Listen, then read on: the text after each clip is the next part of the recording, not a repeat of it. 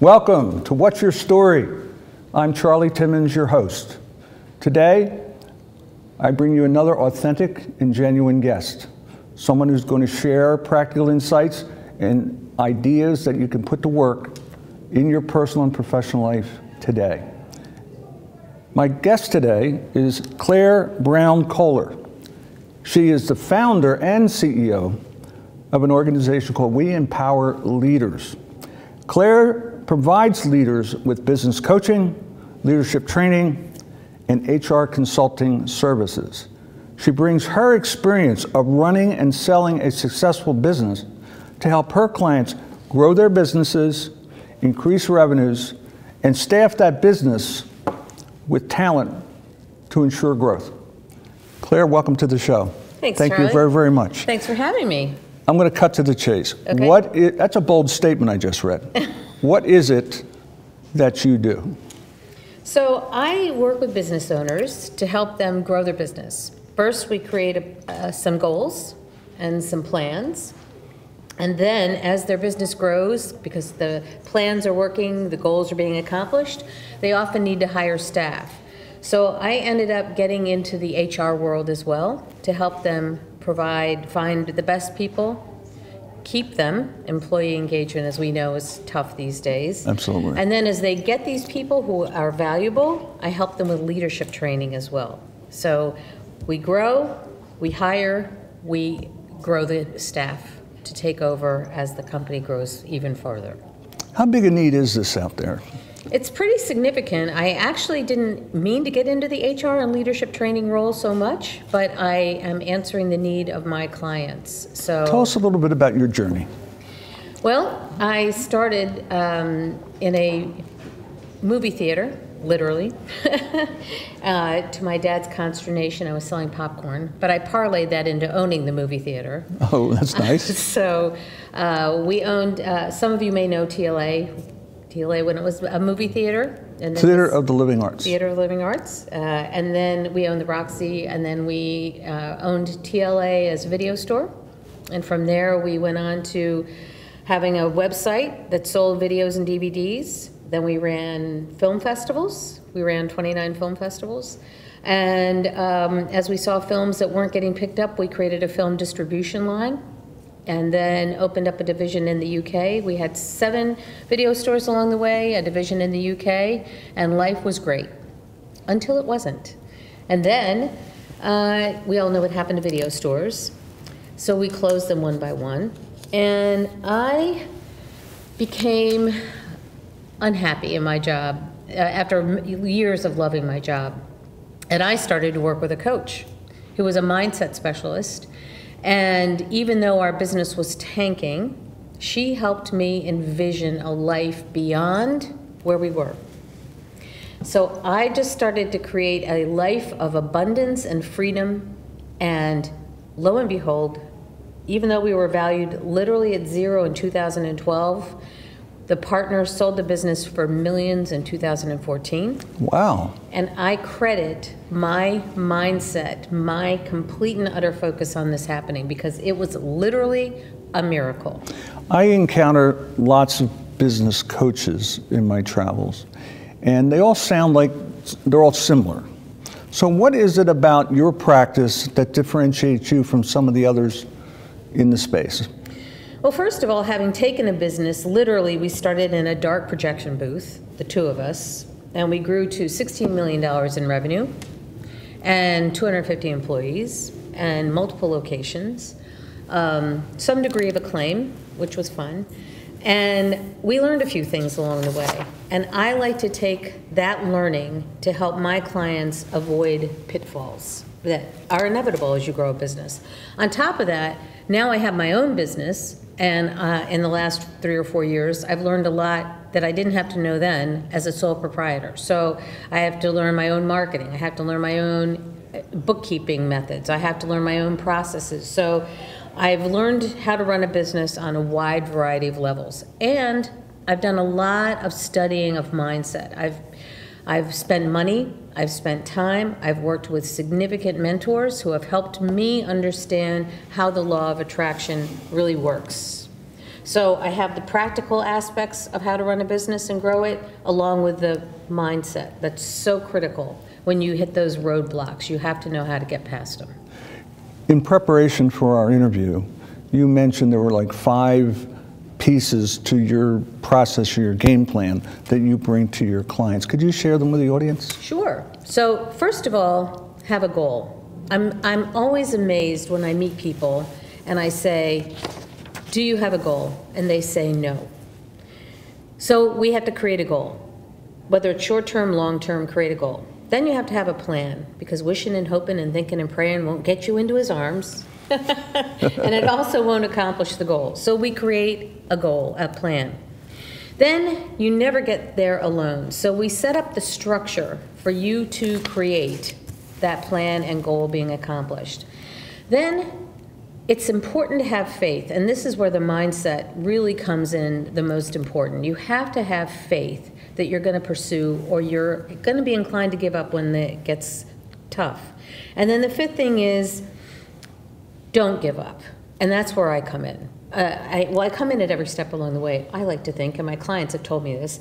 But when the S hits the F, then you really need somebody that says, just keep going, just keep going. And that's one of the important roles that I play. So you are like an accountability partner, keeping them on track so they don't back off. Because it's so easy to sort of slide backwards. Oh, yes. I mean, I have my own coach. I practice what I preach. There you go.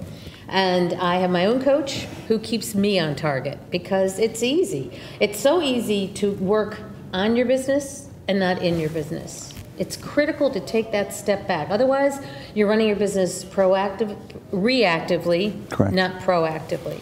So taking that time, it seems frivolous sometimes to say, no, today I'm actually going to sit, I'm going to make those plans, and I'm going to visualize them occurring, but that's what has to happen for them to occur. And every client's different. Every client is different. So at this point in your practice, you probably have an ideal client that you really resonate with, and people that you know you can really help. Will you share with us what that demographic is? So my ideal client is a business owner with either a sole proprietor up to maybe 50 employees who know that they need help. Well, actually, I'll be honest. One of the reasons I got into HR is because a lot of times the business owner knows that they're the problem. They don't always know they're the problem. So I've turned a couple of my HR clients into business coaching clients when we get in and discover that, yes, their people are a problem, but when they look inward, they realize they need some help themselves. So a small business owner who wants to go to the next level, doesn't know how to get there, and is really looking for an outside perspective to help them create a coherent goal, plan, and then help them take the actual steps. Well, then the employees follow because they know that there's a roadmap. Yes. Yes. This is carefully thought out, and that the owner of the company has an outside resource, a coach, to keep them on the straight and narrow. Yeah, yeah. And then part of being the HR consultant is I get to know the employees as well, and I get some unusual feedback that I can then pass along to the business owners that they may not have gotten. Have you ever had experiences where, despite the best laid plans of mice and men, that you had to part company? Yes. What's the usual cause of that? Because there are a lot of people out here in the audience who own businesses, who are trying to figure it all out, and you may give them like the canary in a coal mine right now. Well, the client, I haven't left. I've just backed away because the door is always open. This client will not listen. It does not want to listen. Has the staff is in fear of this business owner, absolute fear. She shuts everyone down who has a new idea, is distracted, has no plan, and doesn't want to create a plan. So I have minimized my work with her. If she ever changes her mind and wants a plan, I'm happy to do that. But in the meantime, she does not feed my soul. And I don't help her. So when you sold the business and you pivoted there was something driving you toward this line of work. I've What was it? always been driven to service. Since high school, actually even in middle school, I had volunteer jobs. I don't know, I've just always been driven to serve people. So after and I loved serving my employees. I was the COO of the company, so I oversaw all the operations and I saw all the employee matters. And I loved knowing that I was creating an environment in which my employees were thriving. My business partner had a very different management style, so I got to see the good style and the not so good style. So I was able to give a lot of my employees a great place to work, and in fact we had a reunion about a year ago and they all told me how much they missed working with me. And I miss working with them, honestly. That must be very satisfying to hear it from people whose lives you've touched. It was really great. And they were wonderful people, so I miss them still. So at first I started selling Silpata jewelry to empower women. I have a lot of great jewelry, but it was not as direct a route. But it was to empower women. It was to empower women. So it's cause-driven. Which is why it didn't work, because it was too indirect. And then I found the John Maxwell Leadership Training Program, and I found my calling of being a coach and a leadership trainer, and felt like this is what I was meant to do. And John's a great guy, so. Listen, let's break at this point. We have sponsors that we need to get to. But I want to pick it up as Life After John Maxwell. All right. When we come back. So stay tuned. We'll be back in a few minutes with Claire to learn a little bit more about how she empowers leaders. Take care.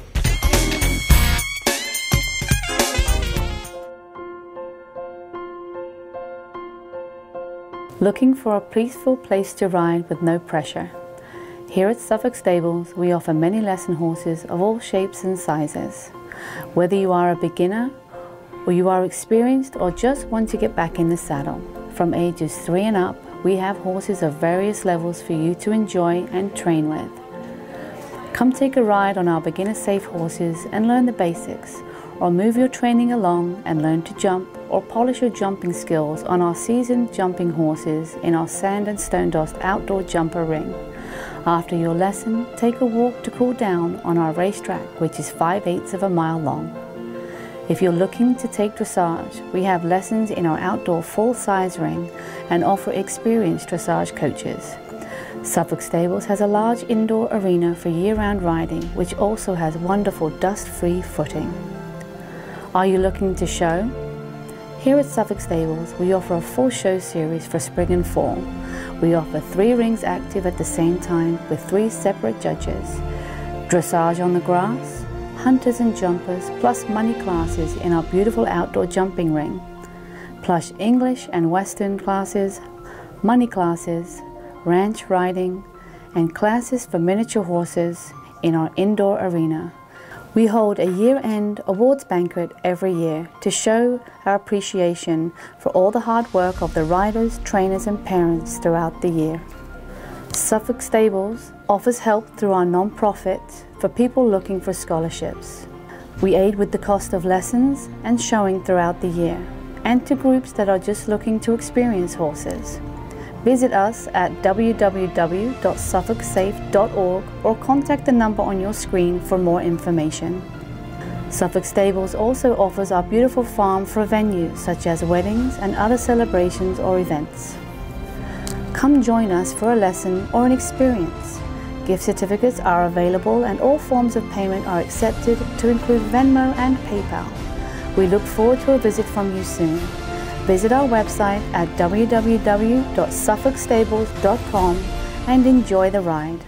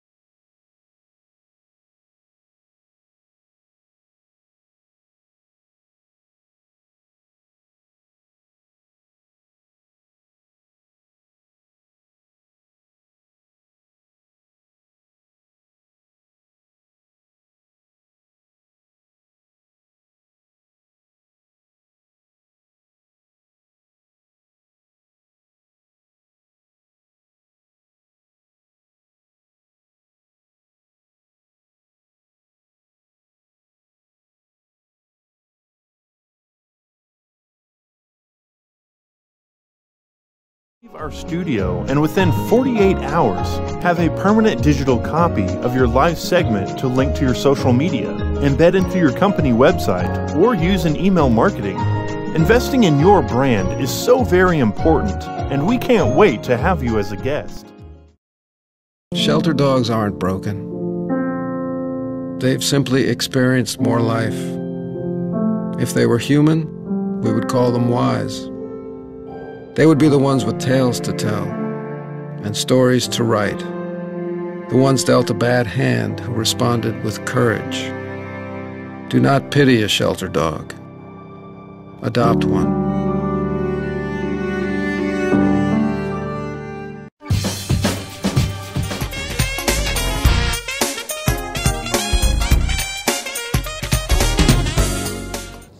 Welcome back to What's Your Story. Today I am speaking with Claire Kohler. Claire has a very interesting practice where she empowers leaders, whether they're solopreneurs or they have 50+ employees. And before we went to the break, I had asked you, how did you get into this line of work? And one of the things that came across to me is you went out and you educated yourself. You made sure you got the necessary tools to be able to help your target audience. You know, I admire that. There's a lot of integrity in that. And you said that you focused on the work of John Maxwell. And many of the people in the audience know who John Maxwell is, but what was it about John's approach that you felt was the right vehicle for you to work with your clients?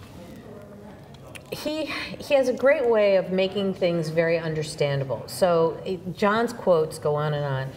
People don't care how much you know until you know how much you care. The hardest person to lead is yourself.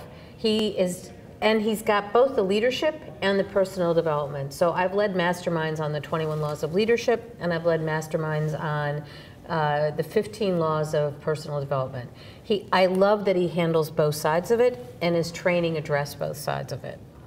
So how have you put it to use with your clients? In a variety of ways. Do they know you're doing a John Maxwell on them or what? I mean. No, and since then, I mean, that was 3 or 4 years ago. So since then, I've read Brené Brown and Patrick Lencioni and listened to Wayne Dyer and I've done 21 Laws of Attraction and Think and Grow Rich masterminds. I've both led it and taken it. My personal commitment is to read no less than 10 minutes a day, at least 10 minutes a day. I'm always watching videos, podcasts. It's a constant evolution. And I weave all of that through whatever I do with my clients. And then I'm developing my own. So my 5-step process of goal, plan, support, faith, and persistence is mine. I'm working now on the 5 C's of leadership, which is clarity of vision, compassion, connection, competence, and I always do this, I forget the 5th one. It'll come to you. It'll come to me. It'll come to you. And it'll be tweeted and blogged soon, so. So what is it about this personal growth that you seem to be really into that for yourself? Yes. And then that carries over into your clients? Well, it goes back to my own need to keep developing and my own need to serve my clients to the best of my ability. So I look at myself as a soup, and I'm just always putting the ingredients in to make it as flavorful and as beneficial as possible. As healthy, as tasty, and as beneficial. I don't know if that got weird or not. Let's talk about the outcomes that all of this has, the impact it has on your clients' businesses. So, you know, part of what I work on, we start with a celebration, which people go, oh, I don't think that way, right?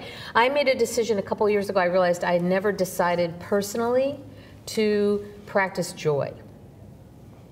Practice joy. Practice joy, like actually make joy a priority. So we go through life and we don't think what makes me happy, or we live in a very negative society. You know, I don't even watch the news anymore. I can't take it. I look for things that'll bring me joy. I have a running joke with my friends because trees bring me joy, leaves bring me joy, green brings me joy. If I get into a dark mood, I just look around for what will bring me joy. So with my clients, I want them to understand they have a right to be happy. So we work on their own personal goals along with the business goals. What will serve them? So we look at, and of course prosperity is a critical element of that, let's be honest, right? Money affords us opportunities, peace of mind. So we look at how to increase their business. We look at how to increase their prosperity. We look at how to create employee engagement. And all of that leads to a greater sense of purpose, self-worth, and abundance. That's my goal in working with my clients. But they don't ask for that at the beginning, do they? So many people don't even know what they want. You and I share this in common. Charlie and I were talking before about how we work with our clients, and helping people understand what they want is not a question that a lot of people ask. So we have the same role in that, of asking people what do they want. So it starts with what do you want, and then we move from there. And sometimes it leads to what they really need. Yes. There were a bunch of philosophers that came out of England in the 1960s. Their line was, you don't always get what you want. You get what you philosophers. need. Right? Yes. You get what you need. So we all have needs that must be met, but oftentimes we ourselves can't tap into them. And my sense is you know how to get your clients to tap into them, which is wonderful. Because then that cascades down to the people they manage. Yes. So talk a little bit about how you help the teams that support these owners. Well, a lot of times people are hiring for the skill. They don't understand you need to hire for the personality, because yes, the skill is important, but defining the essence of who they're looking for is really important. And then on the practical level, just navigating them through how to take the pool of candidates and winnow them down. Then the interview process, how to kind of get to the heart of what it is that they're looking for on a compatibility basis, on a skill set basis. And then after that, the employee engagement is so important. You actually knew the statistics before about the cost is 1.5 times the revenue if you lose an employee. It's staggering. So how do you keep the employees? And then, you know, these millennials want to learn and they want to grow. So developing a leadership program for them that allows them to stay with you and they develop their growth. Some of them don't even know that they want to become leaders, but if they're going to advance their careers, that's going to be often a component of it. So I love to take them through that whole process. So you end up working with multi-generations, it sounds like. Your work spans the generations within a company. It has to. My kid and I are having some interesting conversations on this whole boomer-millennial dichotomy. You know, what have the boomers left for the millennials, and how responsible really are the millennials? And most of them are way more responsible than they're getting pegged to be. So most of them have a tremendous sense of purpose. Right. So, which gets me to business owners are going to bring you in, they're going to hire you, they're going to pay you money. One hopes. Yes. They're thinking of what is in it for me, the owner. What's the value proposition to me in bringing Claire on board? How do you answer that? I offer strategic planning to start, because you have to know where you're going. I offer plans. I'm a trusted advisor. I'm a confidant. They'll say things to me they don't tell anybody else. I'm that outside voice of reason. I give them a different perspective. You know, sometimes you're just so in the trenches. This is what I love from my business coach. Let's look at it outside of your own realm of experience. I help them live. I have been running a workshop with a dear friend who passed 3 weeks ago, Doris Robinson. And we ran a workshop called Live by Design, Not by Default. And that's how I like to help my business owners. Again? Live by design, not by default. All right. Retrain your brain to achieve your dreams was our tagline. But in business, it's run your business proactively, not reactively. And then they end up with a very clear vision of what they're going and a greater degree of confidence, and that leads to joy and abundance by default.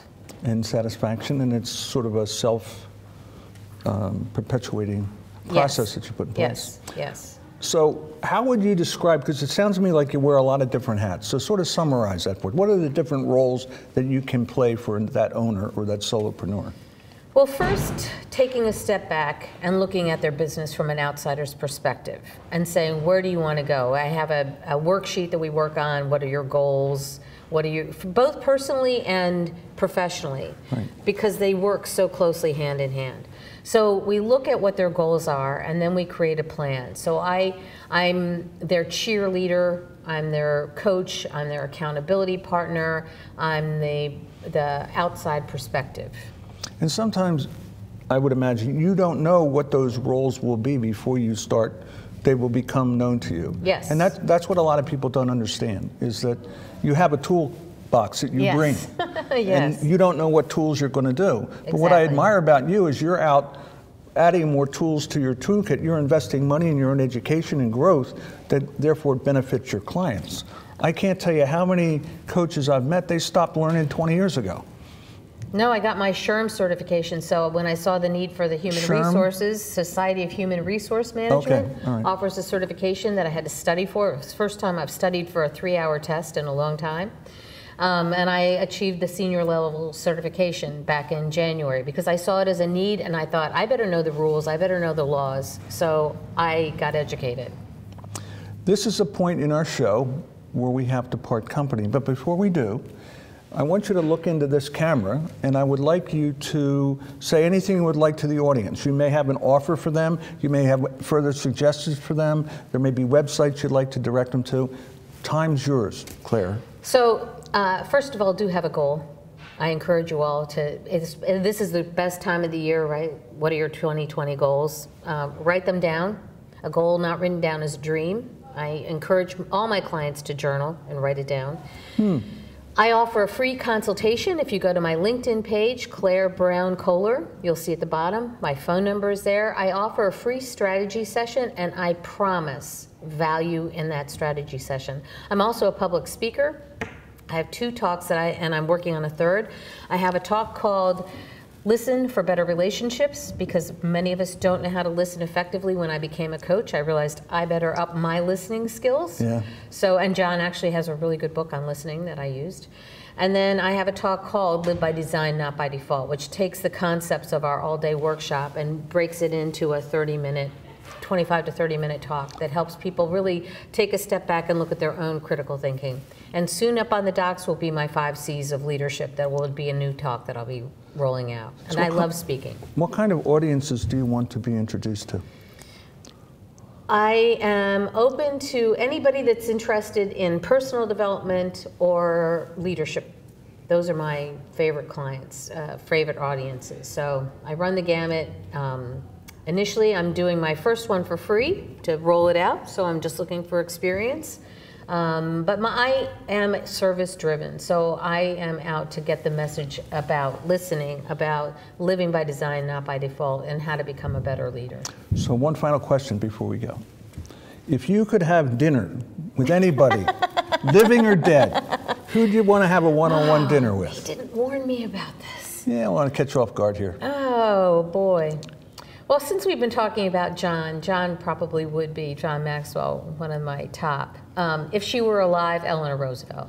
Eleanor's really... What's it about Eleanor that attracted you? She overcame so many obstacles. You know, she never had a lot of self-confidence, but did what she did anyway. Was in not a very supportive marriage. Her mother-in-law wasn't very supportive.